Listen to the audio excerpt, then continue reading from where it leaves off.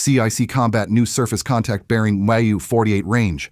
85-kilometer high-speed closure, classification project 2235 Frig. The words sliced through the absolute nerve-wracking stillness. Wow of the USS Arleigh Burke's Combat Information Center like a knife at 9:47 a.m. November 1st, 2025, instantly shattering the routine of a quiet patrol in the central Black Sea. This was no fishing trawler or merchant vessel. This was the Russian Navy's most advanced multi-role frigate, the Admiral Gorskov, and she was moving with a hostile intentional acceleration, 85 kilometers. The distance was collapsing at over 50 ft per second. On the Tactical Action Officer's main display, the Russian track was a rapidly tightening arrow aimed directly at the Arleigh Burke's waterline. A moment later, a deafening electronic shockwave, a pure raw burst of spanned energy, slammed the U.S. warship. It was the Russian frigate's 5P-20K frigate, M2M air search radar deliberately broadcasting at maximum power, a scream of electronic aggression designed to overwhelm the American ALQ-32V electronic warfare suite and announce the immediate threat. We see you, we are coming. On the bridge, the officer of the deck watched the Gorskov's digital track violate the international safety zones, its bow slicing through the Black Sea at 28 knots. The Russian captain was not just provoking a confrontation, he was intentionally driving a 4,550-ton warship toward a collision, forcing the American destroyer into a split-second decision that could ignite a shooting war. In the Arleigh Burke CIC, the atmosphere went from calm readiness to instant hyper-focused tension. The TAO didn't need to consult the rules of engagement. He knew the Russians' playbook. He barked, "Bridge Tau, sound 5 short blasts on the whistle, the international danger signal. All weapon systems remain in hot standby, but authorize AN Spy 1D to immediately commence full high-definition tracking on the Gorskov's UKVL cells. Combat bring SM-6 and ESSM readiness to maximum. We are establishing an immediate aggressive no-fail Aegis defense bubble." The American destroyer, a technological fortress in the Gray Sea, was locked in a staring contest with an adversary who was trying to push the world into a conflict. The gap was shrinking. The clock was ticking. The next 15 minutes would determine if this routine patrol would become the most significant naval confrontation of the decade. The stakes in this stretch of water couldn't be higher. This routine U.S. Navy Freedom of Navigation Operation FNOP was more than illegal transit. It was a powerful physical assertion of the right to traverse international waters, a right Moscow continuously and aggressively challenges. For the United States and NATO, maintaining freedom of the seas in this crucial choke point is the absolute core of deterrence. The entire global economy depends on these rules. The presence of the Arleigh Burke Flightwine version, displacing 8,300 tons with a crew of 300, signaled an uncompromising resolve. 4. Russia. This act was a direct challenge to its perceived sphere of influence, a geopolitical red line they are compelled to answer. The Black Sea Fleet, despite its crippling losses in the ongoing conflict, still operates with a doctrine of calculated escalation using reckless close passes and electronic harassment to intimidate NATO forces. They rely on the presumption that NATO's rules of engagement row will always prevent the first shot.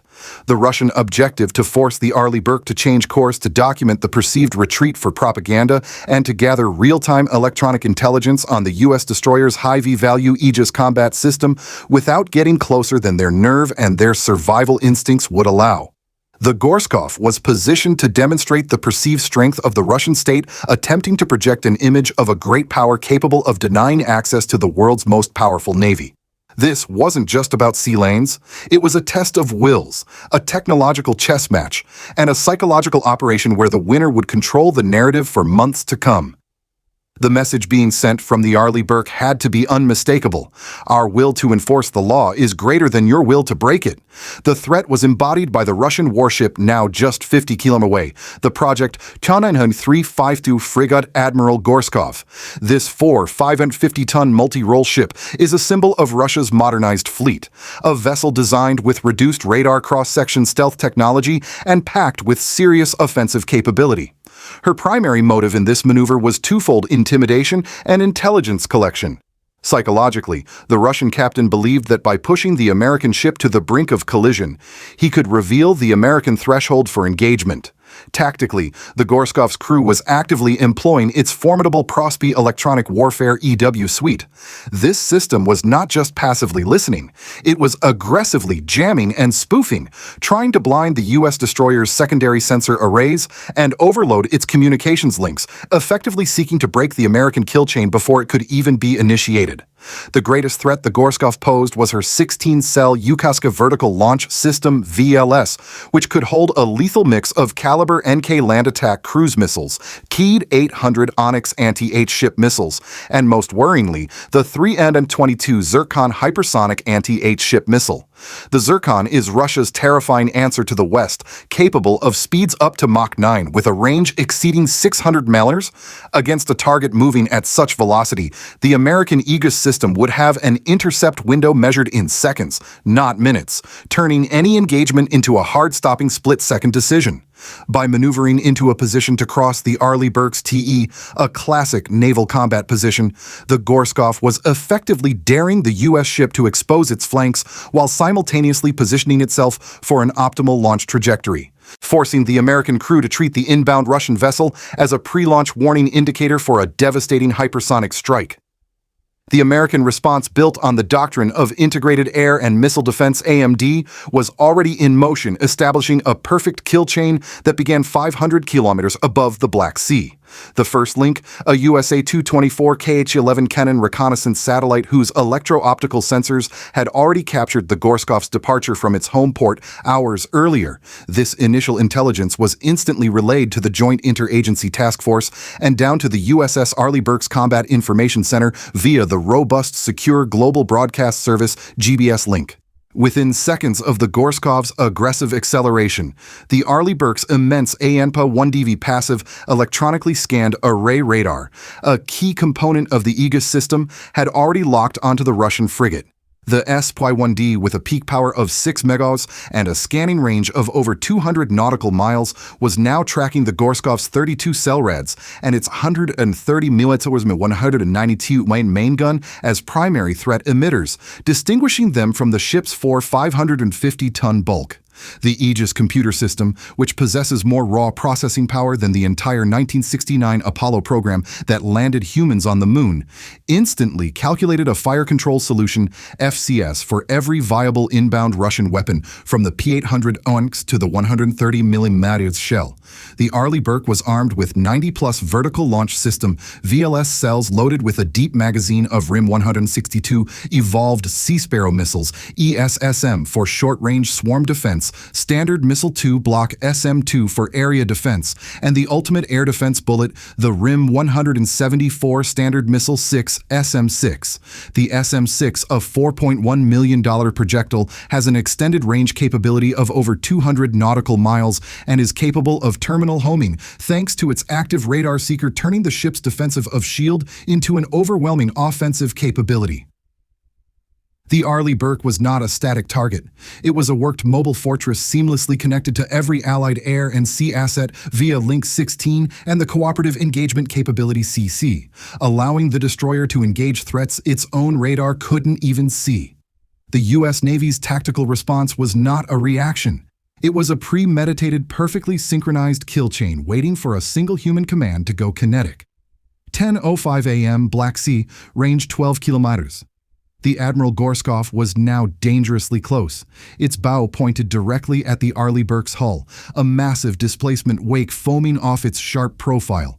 The Tau Lieutenant Commander Miller watched the enemy frigate's track on his screen, his breathing shallow and controlled. CIC Combat Gorskov is violating the 10-kilometer safety zone. They are maintaining 28 knots, showing no intent to maneuver. Collision is imminent. A faint, high-pitched whine was picked up by the Arleigh Burke's sensitive AN-Peking-B low-horizon tracking radar. It was the characteristic sound of a Russian MiG-31K heavy interceptor, known to carry the KH-47M2 Kinjal hypersonic missile launching from a coastal airbase. The U.S. destroyer's combat system operator yelled, "Air defense warning, yellow high-speed air track inbound bearing 03 calculating Mach 4+. The Gorskov was providing the perfect radar mask for a coordinated kill chain, a close-in distraction coupled with a devastating high-speed strike. Miller barked, Maintain course. Do not flinch. Release the Mark 36 decoy launching system DLS 4 rounds port and starboard ANSLQ-32. Commence full high-power jamming on all Gorskov fire control channels. Suddenly, the world for the Russian frigate went blindingly, terrifyingly silent. The Gorskov's Puma 5P10 fire control radar, which guides its weapons, was suddenly overwhelmed by a massive burst of targeted digital noise, rendering it useless. The Gorskov was now on a parallel course, maintaining distance, no longer converging. Miller didn't wait. Bridge TO, execute plan. Sentry Alpha. The forward MX-100 Motor 5 EO-245 in 62 caliber naval gun, a highly automated piece of engineering capable of firing 20 rounds per minute, rotated with a silent hydraulic purpose. The gunfire control system GFCS had a firing solution aimed not at the Gorskov's hull, but at a point 300 mm directly ahead of its bow. Exactly 300 minutes. A 5,000-hour 34 HEV high explosive variable time round left the barrel at Mach 2.5. The sound of monumental physical thump boom was audible for miles. The shell detonated precisely on its mark, not impacting the water, but AIR bursting 50 FT above the waves, sending a cascade of shrapnel and a towering, disorienting geyser of spray and smoke directly into the Gorskov's bridge and forward observation posts. The intent was not to sink, but to shock and deafen, proving beyond any doubt that the Arleigh Burke had a perfect calculated firing solution and the will to use it. The aftermath was immediate and chillingly effective. The Russian frigate, its bridge crew likely stunned and soaking wet from the airburst shrapnel's wake, instantly reduced speed. The track on the Arleigh Burke's console showed the Gorskov breaking off its aggressive parallel course and beginning a slow, deliberate turn to starboard away from the U.S. destroyer. The confrontation had lasted just 20 minutes from the initial high-speed contact to the warning shot. Russia's calculated escalation had met an unforgiving, perfectly timed counter-escalation. The immediate result was a powerful, undisputed American victory. The U.S. Navy had enforced. The rules maintained its course, refused to be intimidated, and delivered a non-lethal, highly professional warning that could not be spun or denied. The price to the Arleigh Burke was one 34.5-inch shell, a calculated cost of $5,000, and a few seconds of elevated heart rate for the crew. For the Gorshkov, the cost was far higher. They had not only failed their mission to deter the phone-op, but their most advanced systems, the Provet Mu suite and the Puma fire control radar, were likely overwhelmed. Their operational parameters fully mapped and logged by the Arleigh Burke's ANSLQ-32 for future electronic warfare countermeasures. They retreated, having handed the U.S. Navy invaluable electronic intelligence. Today's lesson is not about the destructive power of a warship, but about the unstoppable, decisive power of the kill chain. The Gorskov learned a painful public truth in modern naval warfare. The speed of information processing and sharing is infinitely more crucial than the speed of a projectile. The Russian frigate, though modern, was fundamentally an isolated single-node threat, which the U.S. Navy's System of Systems doctrine, the complete worked integration of satellite EW suite, Aegis, radar, and the gun, could instantly isolate, neutralize, and overwhelm. The Russian captain's fundamental mistake was believing that a close improvisation was merely a game of chicken. It wasn't. It was an intelligence operation for the Arleigh Burke. The moment he accelerated, his fate was sealed, his electronic signature recorded, and his tactical envelope fully compromised. The Arleigh Burke showed the world that American power is not measured by the size of the explosion, but by the precision of the deterrence and the unflinching speed of the decision loop. The rules of the sea are non-negotiable, and anyone who challenges them will find themselves not in a fair fight, but subjected to an overwhelming integrated defense that is always faster, always more precise, and always ready to deliver a measured but undeniable response. You can try to close on a U.S. Navy ship, but you will only get close enough to see the inevitable warning shot. A shot that tells you the $4.1 million SM-6 missile in the VLS cell behind the gun is already locked, loaded, and waiting for the next time you try to break the law. The oceans are open, the rules stand, and the U.S. Navy is the unflinching guarantor.